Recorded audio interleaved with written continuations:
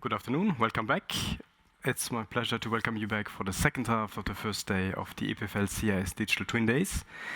I have the pleasure to announce Professor Adrian Ionescu, who is a full professor at the EPFL Polytechnique Fédérale de Lausanne. He's director of the Nanoelectronic device laboratory here. His group pioneered energy-efficient devices, MEMS resonators, and phase change materials and devices for Internet of Things and edge AI applications. He's further the coordinator of Digipredict Proactive, a project sponsored by European Commission, which is a cross-disciplinary program coordinated here by EPFL, aiming to develop a digital twin that will give healthcare professionals real-time predictions of COVID-19 cytokine storm progression in patients. His talk is entitled Edge-to-Cloud Digital Twins, Aiming at Future Personalized Preventive and Participatory Healthcare. Adrian, the stage is all yours, please.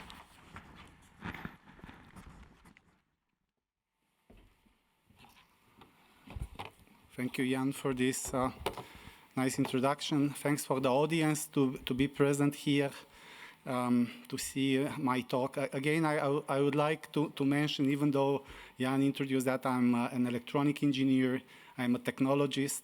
So I am giving a point of view where you will see that the hardware is very cited in interaction with the part that concerns the data analytics, and so on. And you will see some keywords that I would like to make you familiar with in case you are not. Again, apologize for the people that are familiar already with that. So you'll hear about edge-to-cloud technologies. You will hear about P3, personalized, preventive, and participatory healthcare, how this connects in the general picture of the digital twin. And I will start first to discuss as an introduction this edge-to-cloud information processes, and then try to connect why this is important for P3 healthcare and what is the needed technological platform there.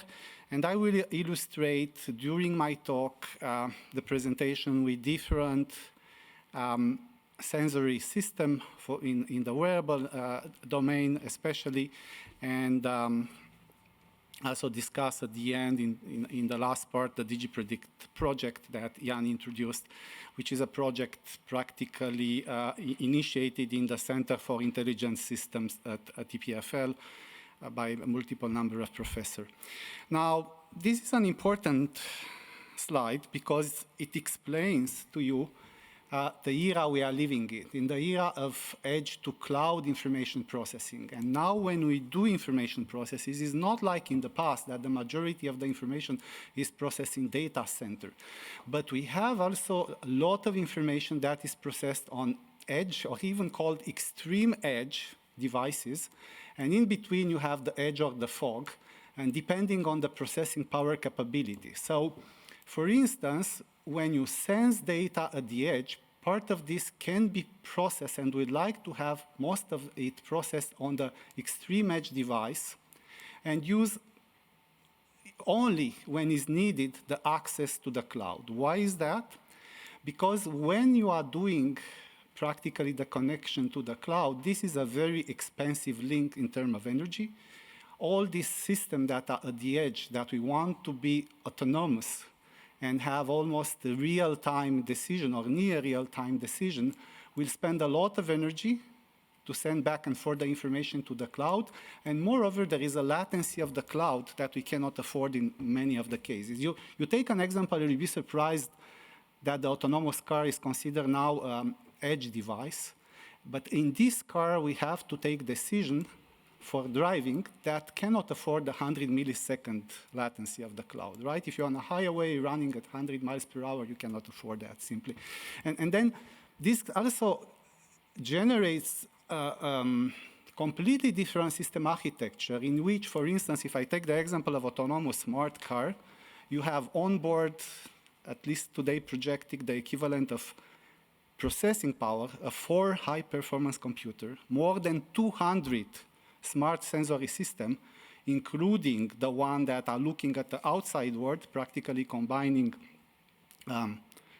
imaging and detection with radar, lidar, night vision, day vision, infrared vision, and all this information has to be processed on board and information taken in real time.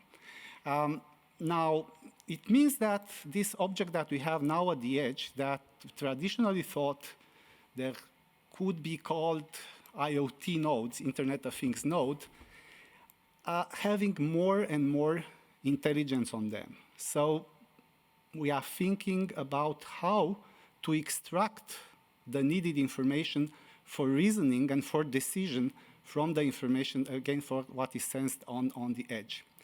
There are other type of constraints that we have to think about now because it is projected that this type of technology will be deployed not only in tens of billions, like it said for the end of 2030, 2030, but in trillions in the future when we reach what it was called the concept of abundance in services, and which means that it's not only a question of energy efficiency, that is very important, but it's a question also of deployment, material consumption, using materials that are not generating more electronic waste, having in mind strategy for a circular economy when deploying such technology in such a number. So this is a very complex problem, and you will see that why I'm telling you that in fact any digital twin is using this type of process edge to cloud.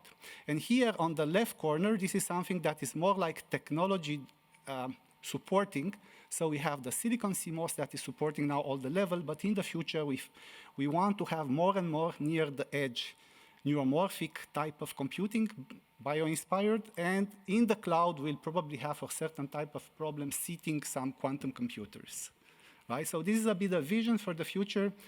And another problem that we are facing from 2010 is that humanity entered into the zettabyte era. So as you see here, according to the definition of Thomas Burnett Jr. at Cisco, 1 zettabyte, that is 10 to the power 21 bytes, means practically the equivalent information in high-resolution video streaming during 36 million years in continuum. And the interesting and challenging point here is that what humanity is storing, processing, and communicating as information is today measured in hundreds to thousands of zettabyte. So we enter into this era from 2010. To give you another number, from the early 90s to 2020, the digital information in this category that I cited multiplied by a factor of at least 1 million. And we are using more or less the same type of technology, even though this was optimized, improved, and so on. Another point is that out of this large amount of information, only a very small fraction is really used today. Take the medical domain. You are generating a lot of data. Less than 5% is really used to support the medical decision today, right? So what we are doing with this data, what is the future, how we can more efficiently use this data is a big question, and digital twin can be an answer to that. Now, if you are looking at the Gartner projection, digital twin technology is one of the future digital technology that is considered in the top 5 or 10 most, let's say, interesting or impactful emerging technologies. It's projected that we'll have an impact with more deployment, generalized deployment within the next 10 years. And in the next 5 years, we'll have a large deployment and impact of Internet of Things. And then at the longer term, you have other technologies. I would say just one, quantum computing. This is an horizon of 20 years. So interestingly, if you look at this projection, it is said as well that in general, companies that are implementing IoTs are enjoying a lot also the digital twin. So 2/3 of this company that implemented already IoT that I show you at the edge practically would have deployed in the next year at least one digital twin in production. And of course, it means that Industry 4.0, it's industry that will benefit from this type of technology. Today, you cannot imagine that you design a product that we can call, and this is an important keyword, a system of system without using a digital twin. So the digital twin is more than a functional model.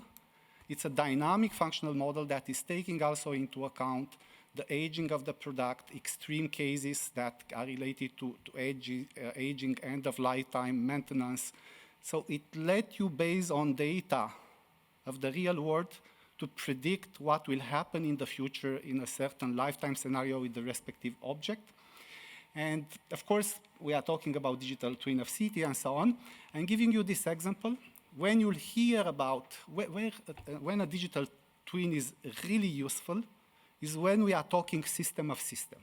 Because you'll see many cases in which we are already doing for years modeling, prediction based on this modeling. We have not called them digital twin. But when you need such a thing and have this type of prediction that is based on calibration of operation in real-time condition, have the feedback loop that is taken into account in the requirement, and model the project with a digital twin is again the case of very complex system of system. I'm taking here this case of F-35, where you have here, look, 200,000 parts that are of different nature. So it's a multi-scale, multidisciplinary, multi-domain type of functionality, including mechanical, electronic, thermal, etc., that have huge intricate hardware-software interaction. The software and the hardware part. This is very, very complex to do any optimization without having such a digital twin. People are showing other examples of the system, transforming the city environment, making smart city is projected to be based on such digital twin, right? Digital model of the physical element that incorporate the data from the physical twin. So distinguish the physical twin. This is very important. It's not only the modeling part, the mathematical model. It should be confronted with the physical twin. It was presented this morning as well. And then real-time modeling of real-world processes. This is a very important feature. We heard about near real-time. Real-time is a keyword for the digital twin. So it's a complex case of system, and the development that we have in technology enable us today to provide such real-time complex data. It's not only big data, it's also deep data that is very significant for what we want to measure and predict. And what could be more complex than a digital twin of the humans, right? And here we can come with other arguments. One argument is related to the fact that today's healthcare model is unsustainable. I will cite a few numbers. Before the COVID crisis, the European Union was spending per day nearly 5 billion euros for the healthcare, out of which less than 3% was dedicated to prevention, right? In the same time, if we are looking at the continuous difference existing between the GDP increase over the last 50 years and the increase of healthcare costs, this difference is of the order of 2% in favor of healthcare cost, the increase again, in Europe, and 2.5% in US. For instance, it means that by the end of this century, if this continues as a reactive healthcare model, I am sick, I go to the medical doctor, at the end of 21st century, European Union will spend 70% of the GDP on healthcare. And in US, it's even worse, 97% by 2070. So this is unsustainable. What can we do? Can we have a new balance between reactive medicine, preventive and personalized medicine in the future? We are confronted with that. We are confronted with a climate crisis, but we are confronted with an unsustainable healthcare model. And digital twin will certainly apply to people, and the question is, despite the high cost of their deployment, can we at long term have benefit in terms of sustainability, but also concerning the services that are offered to the people and the quality of life, right? And this is everything about this concept of personalized, preventive, and participatory, very important participatory healthcare model. We started this in this initiative, HealthEU, with a large consortium that we wish to build in future as a mission of 80 European partners, more than 20 big companies involved into this. And the Digipredict project that we are showing today is kind of spin-off of this effort at European scale. Why we think a digital twin is very important for the healthcare? Number one, we think that this is the missing link that the medical knowledge creation and the medical knowledge application is needed for a long time. Breaking barrier, when you go from left to right and from the right to left, from what you develop in labs and what you have and deploy in hospital and technology, can be enabled and can be advanced much faster if you have a digital twin model that is kind of assistant tool that is letting the medical doctor finally to choose the best treatment, avoid medical error, taking into account a certain medical history of the patient. And then, of course, with the data generated, feedback into the development of what is needed in medical knowledge creation. Which means that digital twin is contributing to creating a future triangle that we show here: citizen, human avatar or digital twin, and clinical professional. Now, it's very interesting to see here that we do not use the word patient, but the word citizen. Because it means that people that are in good healthcare should start to benefit from an early stage. And we say that a digital twin should help to intercept the onset of a trajectory of a disease much before the installation of any chronic state of the disease. So that would be the interesting thing that will support the idea of sustainability. Now, how can we think even more out of the box, the future of PT healthcare? And what is the real opportunity here for digital twin? This is the creation of and discovery of new drugs, 75 billion estimated. The cost of diagnosis that we are using in reactive healthcare, 7.2 trillion. What we are paying here, we are paying the value of being sick, right? What number can we put on the prevention? Of course, without saying that this should be dropped. I think this should be preserved. But what value can we put? Are you ready to pay something as value for not being sick or being healthy, right? It's push at the extreme. We'll always kind of being sick sometime during the life, but the idea is to prevent, to not have any chronic state of this being sick. And we do this where in weather forecast, right? In weather forecast, you have a very dense sensor network that is measuring on water, on ground, wind, pressure, temperature. This data is combined with satellite imaging, and then you predict the trajectory of a storm. Can we do the same with data collected from the wearable, combined maybe with omic data, genomic data? At least, I mean, as engineers, even though medical doctor can be sometimes reluctant, but as engineer, we can take the challenge of saying things in which people may be reluctant to believe, but we can open some bridges in order to have this technology serving such a purpose. Now, what we need to do in order to have such an edge-to-cloud digital twin integrative technology platform, like mentioning here. What you have here on the right-hand side is what I call data generator technology. And here, of course, at birth, probably we'll have to decode and record our genome. And then there are many other techniques that you can imagine, dynamic data that you can record during your lifetime concerning the environment to which you are exposed, your biological signal in case this is needed, or in case you want, for instance, to improve some sport performance and so on. You can, at the request of a medical doctor, to swallow an implantable and measure, for instance, different parameters inside your body.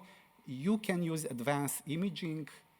And also interesting thing, there is a technology that was started in US, at Harvard, in Europe, the technology of organ on chip that could become in the future a body on chip technology in which somehow you may, in part, circumvent animal experimentation and test directly adverse drug effect directly on human cell and see how you react, how optimal is a drug for you. And you may know that there is one organ on which there is no animal experimentation. And I learned that when I visited EMPA 2-3 years ago. Is anyone knowing which is the organ on which whatever we are looking and studying, there is no animal experimentation valid for the human? No, it's the placenta. So I was told that this is exactly, there you cannot do any animal experimentation and derive any lesson. Many people, specialists, can contradict me. And then what you have on the other side is the data processing, big data, all the AI and machine learning, building maybe an internet of health, because here we'll have to deal with very sensitive data that has to be secured, protected. And how this will work, if there is so much data, plus the omic data, how you are going to handle this data in a secure way to build on the cloud your digital avatar? Is this possible? The question is, now we know all Netflix. Netflix, you are not charging the huge amount of data to see the movie on your screen. It's the same thing with the digital twin. This is the way this technology can work. To secure channel, at some moment, you can visualize part of the data, the one is efficient. This will be by the medical professional, but you can also put this in your pocket. You can have a simplified digital twin that is following you, is giving you certain type of signals and certain type of advice. Some people don't like this, but behavioral engineering, it's something that we think in all kinds of scenarios, including metabolic diseases. Now, edge AI, it's something that is a must when building a digital twin. And I'm going to give you some example of wearable type of sensor and why this is so important from a technology point of view, because you are putting some very difficult specification, real time, energy efficient, battery operated. It should operate for a long time without consuming too much. Very diverse physical footprint, from a wristband to a patch, to something that we ingest, to something that is in your environment. Very robust. We need really robustness in operation, security, and privacy. What we need to have as function: sense, extract information, classify, reason and decide, and act if it's an intelligent system. How this will be implemented in steps? First, maybe based on existing CPU and digital accelerator, maybe later on doing more in-memory processing to have this thing, and then maybe at the end have something that is in-sensor processing. I'm showing here two examples. I will pick some example in this field. Exposome. Exposome is all the intake, is a measurement of the environment impact on health, is air, water, food, stress, radiation, pollution, and even more. So this is very important for operation of our body in a healthy way. And here is more or less what we can measure dynamically in a non-invasive way. How we can be more efficient. So I'm showing you this slide. It's a very recent concept that with my colleague Gerhard Fedweiss and Denis Flandre in Belgium, we are thinking about. All these things at the edge, IoT, are unfortunately very far from what we can imagine as energy efficiency. Order of magnitude, 5-6 order of magnitude less efficient than what the nature is doing. Why is that? Because we are operating with digital signal when the information is encoded in 0 and 1. Nature is not doing that. Nature is encoding the information stimulus strength in the time domain. All the information is in the frequency of spikes, right? It's a completely different way. Spikes, peak to peak 110 millivolt, 4 to 5 kT by Q, the thermal voltage, a fundamental thing. Imagine in the future that instead of doing this detection by sensor, the conversion from the analog to digital, very expensive. Then we process with a digital core. Then we reconvert, and then we send the information to the cloud. Can we do everything like the honeybee is doing? The honeybee is not converting the signal. Honeybee is detecting signal, I don't know, like UV, infrared, acoustic wave. Also has an odorat that I have not here. And then everything is in the spike domain. So we are thinking to move in the future our design that is fully in the analog end-to-end spike domain. I'm going to show you an example how we can use material innovation to do electromagnetic spike detection with lowest energy and highest sensitivity. Now, you know very well that if I would like, or people that are in my domain know that if I want to do that with the current technology, it will be extremely expensive energy, but there are always unexpected material innovation that can give you this type of hints, how to do such a thing. Now, there is a class of material that are called multi-insulator, in which you have a phase transition between a highly insulating state. Look at this current versus voltage. Very low current, I am in an insulating phase. At a certain trigger, I'm going extremely high in current, I'm going into a very high conductive phase. So a metal is not a metal, an insulator is not an insulator. They can change between the state, and this was not predicted by the theory of the bands in semiconductor. And Neville Mott was among the first to predict this thing, and he was just saying, look, in semiconductor theory, in the band theory, we neglect carrier-to-carrier, electron-to-electron interaction. And this can be extremely important. So we have such classes of material that have such a transition, opening a band gap, closing a band gap. Here is a metal, here is an insulator or a semiconductor. And of course, Perel said in the 30s, well, this is because finally we are changing the lattice, the distance in the atom. We cannot explain only by that. And the correlation mentioned by both models should be combined, and then we can build such material like vanadium dioxide, in which you have this type of characteristic. It looks like a memoristic characteristics, but it has intrinsically no non-volatility. You can bring non-volatility with tricky things. Now, this is exactly what is happening. We are building now classes of sensor in which we load this curve with a very simple low-power transistor, and we make the system oscillate. And in fact, what is happening here, this system is measured 100 times. And you'll say, wow, this is not good for electronics, is what people said, because it has a stochastic behavior. But it's very sensitive. And this is what is happening in nature. Systems that are very sensitive to a stimulus are stochastic in their nature, is how the neurons are, right? Operation is stochastic.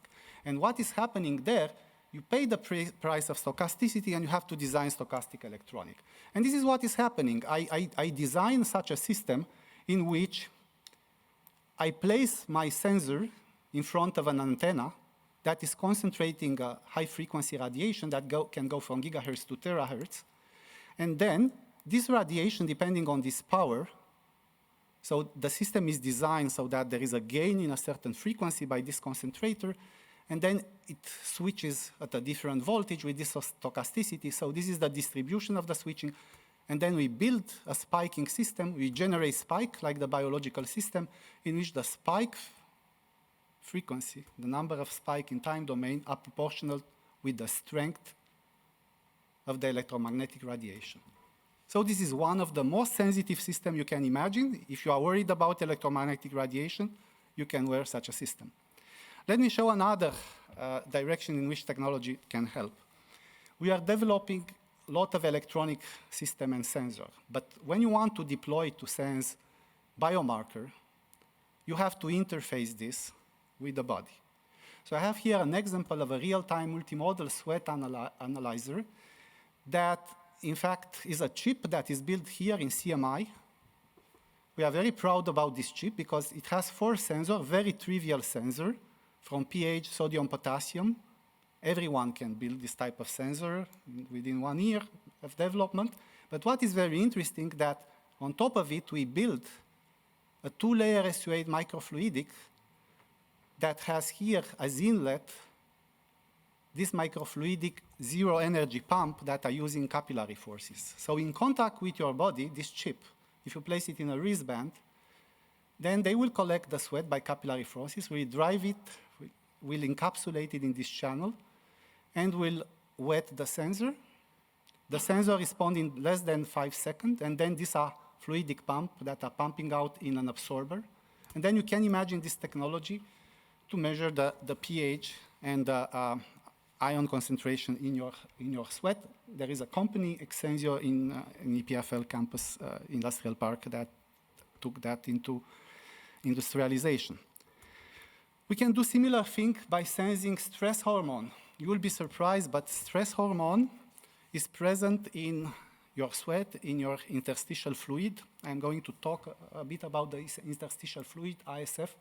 So interstitial fluid is the fluid that you have just under your skin, and it has the advantage compared to sweat that can be contaminated, is not well regulated. The ISF, in ISF, the majority of biomarkers have very similar concentration. I'm saying similar, not identical, with the one in the serum, in the blood. So they are very close, even if they are a bit more diluted. You can use ISF to monitor certain type of hormones, a certain type of marker with high precision for the medical domain. This is why Abbott commercialized the freestyle glucose monitor, right? Because they are measuring it with a needle in your ISF, just under your skin, right? There they have 11 point something precision compared to the gold standard. So here what I am saying is that we are able now to use this technology to make such type of chips, as I showed before, with an open fluidic channel in the back end of the line. This is a bit more sophisticated because the electrodes are decorated with graphene and aptamers, and then you have at the base a transducer. And this is a bit, I will go very quickly, it's a bit more technical. We are using an AptaFET. So this AptaFET is a technology that in fact is using a conductive pad in the back end of the line of a silicon chip on which we are transferring a sheet of graphene that is functionalized with an aptamer. The idea is why we are using graphene is not because we like so much graphene, but graphene plus this functionalization can bring within the debye length the charge that is resulting after the probe is capturing the cortisol molecule within few nanometers, and we sense it with most advanced transistor technology. So it's a fully integrated sensor that can serve to monitor the hormone in real time. And this type of idea generated then this technology that is much more difficult, because when you go from electrolyte in which you are measuring in millimolar, then you go to this type of hormone when you have to measure maybe in nanomolar, but then you have to go to sub-nanomolar, and this is very difficult for proteins or inflammation marker, and this is the reason we build with the Center for Intelligent Systems and my colleagues at EPFL, Professor Yagi, Atienza, and Aminian, and with the help of Center for Intelligent Systems, a consortium in which we have two big hospitals, the Insel Hospital in Bern and the Charité in Berlin, IMEC technology, other technology available in Europe, in which we said, can we develop a digital twin technology, which means monitoring some specific markers that can be used to improve the diagnostic for COVID? And we are discussing with professionals in healthcare, and where is the most interesting aspect of real time in COVID? What is developing that you need to monitor in real time is really the cytokine storm. You have to detect, pay attention to the patient that developed this within hours, and you don't have the time to go to the lab and have everything, and you don't see it. Can we predict patient that will develop cytokine storm? And then this is important for us, early detection. High-risk COVID patient can be early identified from what? We want to build a digital fingerprint of that based on two types of data, biomarker plus other data that you are measuring on the patient, I will explain you, that. And then we want also to see other type of implication on the cardiovascular part. Myocarditis on the heart, but also dysfunction in the vessel as showing here. This is something we are working with University of Twente, and they bring the organ-on-chip technology to help us to understand this. So we'd like to have a personalized therapy that can be administered to the patient with highest need at the right moment. And this is really the usefulness of the digital twin for the P3 healthcare. It's an effort in which we are bringing a digital twin interdisciplinary community in Europe. It's a 4-year project. And as I mentioned here, this digital fingerprint is not only made out of biomarkers, but it will include also data that we are monitoring on the patient and see how these biomarkers are correlating with oxygenation rate, respiration rate, with core body temperature, with cough, sounds in the body. And of course, we are using organ-on-chip technology also to select the most appropriate drugs for this. As you see, this in principle is deployed in hospital. We want to deploy during the project, by the end of this project, as a technology in which we want also to use this hospital environment to do the local training and start to do what is called federated learning. And again, it's very interesting because all this part that is relating to AI and machine learning, it's very highly connected with edge devices that are providing data for this, on top of the data that will be provided by the medical doctor on the patient in the hospital. I want to show you some result on this very quickly. So for instance, to access ISF, you need to apply on your skin this type of chip. This is made by Askelion in Sweden. It's a chip of silicon microneedles. They said this is painless. I can tell you it's painless. You feel a bit of uncomfort, but it's really painless. It's practically needles are less than 1 millimeter, typically 300, 500 micron. They penetrate and they collect the interstitial fluid. This fluid is going on the top in a microfluidic that is having the sensor that are waiting. And what we want to do essentially at the beginning, we started on this. We want to monitor the IL-6 cytokine. We want to monitor 2 electrolytes. And we want also to do troponin detection. So it's a very interesting thing. You will tell me there is a test of troponin, there is a device already. The interesting part of this, imagine that I have such a chip applied like a patch, and I can monitor the troponin practically in real time with a response in troponin detection that is within tenths of second minutes. This could be extremely interesting. These are the first proof of concept that we do in lab, not in the complex matrix yet, but in buffer that shows that we have sensor that provide the right response on top of this type of chip. And how we are doing that, we are using, this is another example in which we had the proof of concept that we'll report end of December in a conference to detect in real time C-Reactive protein. And this we are using a CA-Leti technology that are made of arrays of nanowire. And these nanowire are practically using functionalized with nanobodies, with fragments, nanobody fragments. The interesting part in this technique is that we are not using just a sensor, we are using a differential measurement. We have a reference sensor, so it's a differential system in which we have the same type of wires and the active channel and the non-active channel, and we are subtracting the signal. We are using as well, this is a bit more complicated, a backgate amplification technique. I will skip that. But the interesting part is, you see, in the range of interest, which is the range in which the CRP, C-reactive protein inflammation marker, that is a very general and generic marker for many inflammation, not only for COVID, but for sepsis and well, can be detected by this type of technique. Again, this is a in vitro, is not an in vivo, but we have the technology. We identify how we have to functionalize it. We do not need sample dilution.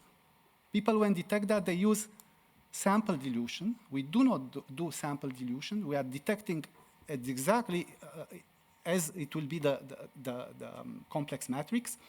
And this is a bit other more technical parameter, how much current per decade, because we want to detect over 3-4 decades of variation of concentration we have.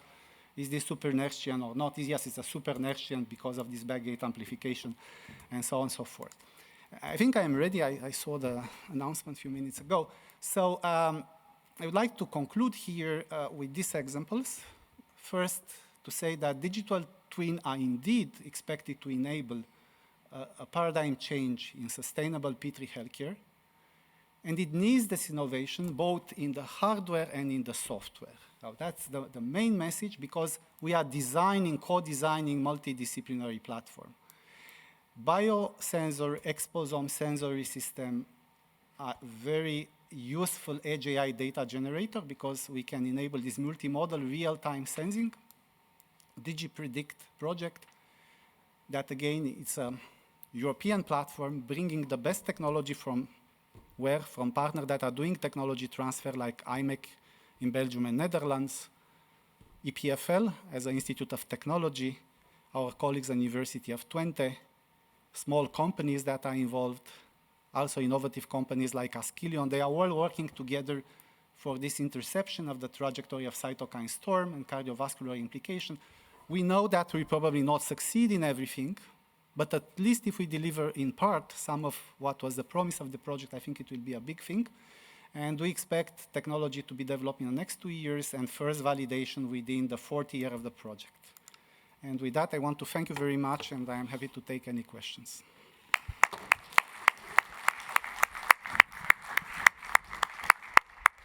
Thank you very much, Adrian. Are there any questions in the audience? There's a microphone going around.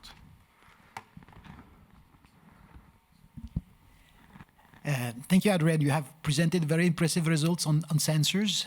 One point I wanted to react on was that in the general predictions of the evolution of the technology in the future, somehow there is an underlying assumption about being exhaustive in time and being exhaustive over the populations, which then creates a huge amount of data.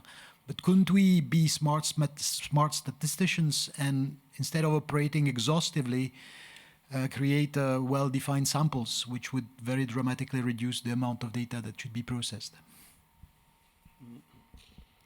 Yes, certainly this is a high need we are facing. In the same time, of course, this is based maybe on multiple iteration, but if you start to develop a digital twin to understand a certain type of very complex process in a system, you do not know a priori what is the most useful data, right?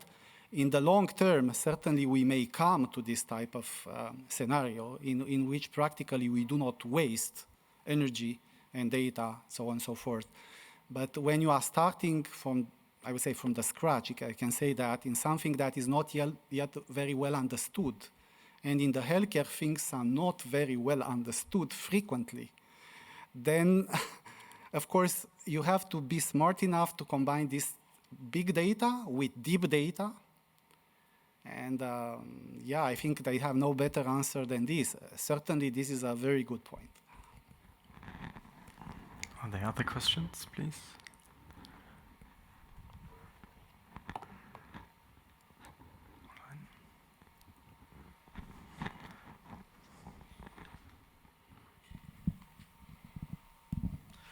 Adrian, in the various technologies you showed, there's one you quickly went over is the idea of neuromorphic computing. Yes. I understand you make a distinction between what will happen in the cloud, where you have some sort of technologies, and then do you also imply that there will be neuromorphic computing at the edge of the cloud?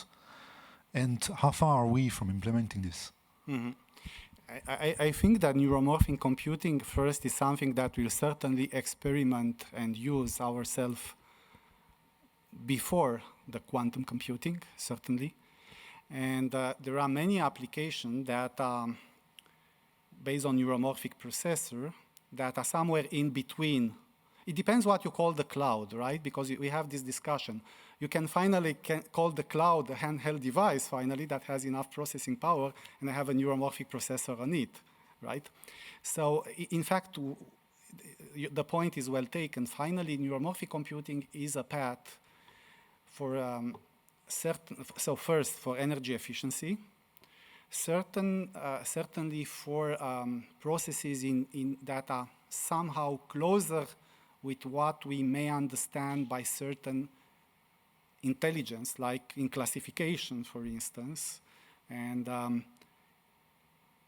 you can run it as well. You can run it as well on traditional technology, right? I'm not saying this you cannot. You can implement everything in CMOS.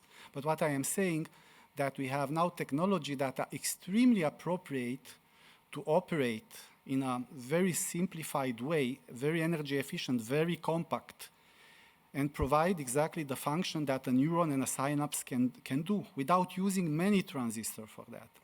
And certainly this will create, I think if you are looking at a lot of neuromorphic computing, you see many examples that are in this intermediate layer, right, between what was called traditionally the cloud and the extreme edge. And I think there, if I would make a bet, this is the right place on it. On extreme edge, maybe you can have something running, but now when you talk extreme edge, it's really something really near the sensor. So the example that I gave with honeybee, it's an event detection and classification, right? This is what we are doing. You can detect, I can detect, I have another honeybee in this room, or it's not a honeybee, it's, I don't know, other type of insect, I should be afraid of it. I can locate it, I can detect it, I can detect a flower, and I can land on the flower. Not me, the honeybee, of course. And this is the type of thing we can imagine, but it's not more, and in reality, it will be more complex than that, because one is the event, but then the event should come maybe with a number of many other data that could be by traditional sensor. So then you have to put all this together, and of course you have a question, how is this interoperable? So there are many questions, and this may be, I mean, of course I show in the neuromorphic architecture that I showed there is just for the event classification, right? But then you have much more neuromorphic type of processor, like, I don't know, IBM in Synapse project or Intel, they are doing, and these are for much more complex computation. And this will go at the level of fog, or maybe call it cloud if you want. Thank you. Are there other questions in the audience?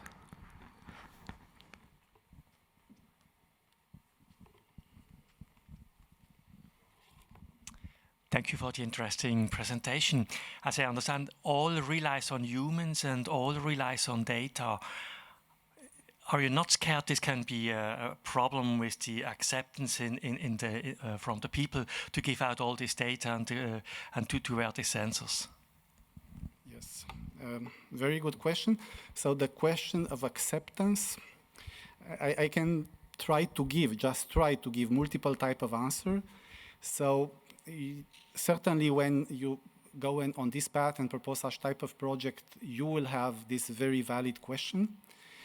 Now there are answers that are very simple, but yeah, this will be a very easy way to escape for that, in which we are saying we are bringing the people, the end user association, that we are doing that. We are doing association of citizen, of patients, and a very early stage design and see the degree of acceptance. But there will be all the time, we see also with the COVID case, people that will reject this type of thing. In the same time, someone, I will use the answer of a colleague that answered to this question by saying, look, it's very valid, but I was so surprised seeing how many personal data people are putting on Facebook, right? So we say they are very reluctant for their personal data, but they put everything there, right? Everything, they share everything. So on each type of technology, there is a positive and a dark side. And I think Europe is also very careful, sometimes too careful, to regulate a lot. We see that in AI field. So probably we need kind of combination of things to see what is the price to be paid for that. Would you like to pay a price for this? If you don't like, you don't pay it, and so on. Second, how this is regulated, so that this is respectful to privacy preservation. And then we have maybe to go to first to the example where this is very needed for people.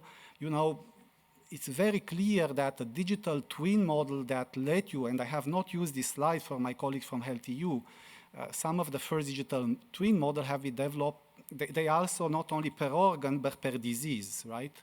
And if you are looking in cancer is not even a question of acceptance, because if it's a life-threatening disease, and if this is going to provide solution, then people will accept much easier, right? So there could be cases where you can increase this acceptance, but by what I just described. It's a very complex answer, and I do not have the complete answer anyway. Thank you very much. When we take one last question, you can seize the upper row and the discussion break for asking further questions to the speaker, please. Well, thank you for a very interesting presentation. I had a question regarding sustainability, because you discussed that you want to work on prevention. But my question is regarding edge computation and the sustainability with respect to the increase of IoT objects and the need for electronics. Yep. So if we increase the number of these devices, we'll increase the demand for electronics. And we know that as of today, the supply chain of electronics and for transistors is under huge stress. Mm-hmm. So how do we address this problem? Mm-hmm. Yeah, so there is a big indeed question for the electronic waste, and with some colleagues that are here in the room, with Dimitris, that is here just in the middle of the room, we try as well to address this aspect. In general, of sustainability, people discuss two things. One is energy.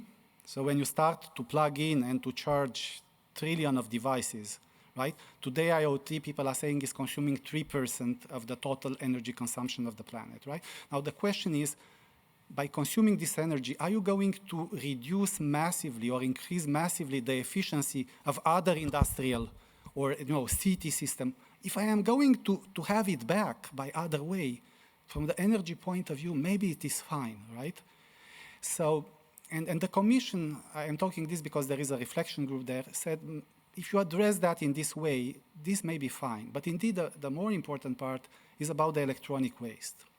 And this is also why, in Switzerland, we try as well to be proactive, and at our board and so on by EPFL, we proposed to move into future electronic devices that are based only on abundant material and non-toxic processes, because material is not enough, right? You may say, I am going to work with the top 10, 20 most abundant material on Earth.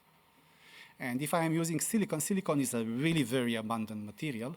Unfortunately, today we are adding all type of things around silicon, right?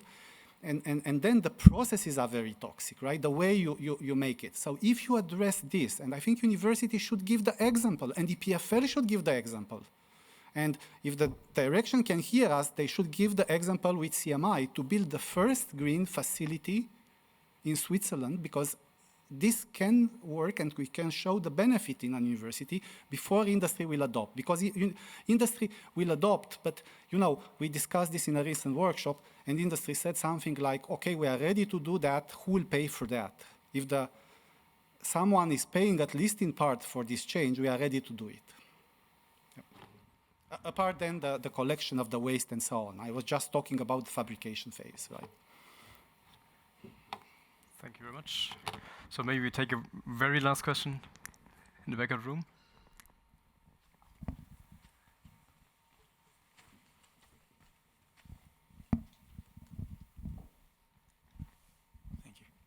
Thank you. You talk about the end user acceptance, but what about the medical professional acceptance? Because you're going to change their profession a lot. Yes. Yeah, very interesting. I think I learned in the last, I was an electronic, and I am still an electronic engineer, but in the last 5 years, I learned first, you have to learn to talk with the medical doctor. There is a barrier of language and so on, but you find there are many of them extremely open to consider, and they consider themselves that we do not exploit enough, maybe including in Europe compared to other countries, the advancement in technology. So certainly a medical doctor will not like to use any type of gadget device, right? They will put a lot of constraints. Is what we are doing in Digipredict.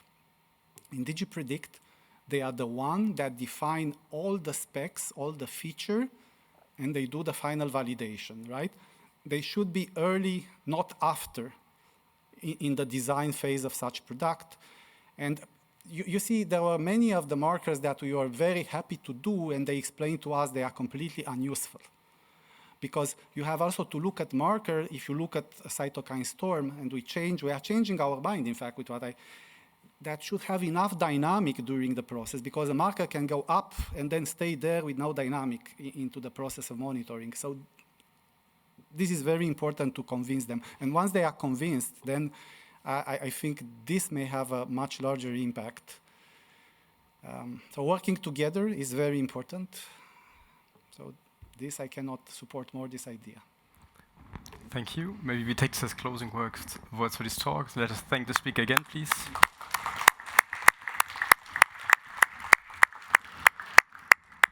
We invite you to now seize the opportunity to have a look at the posters, maybe grab a glass of water and do some networking, and we'll be back at 3 for the next talk, please.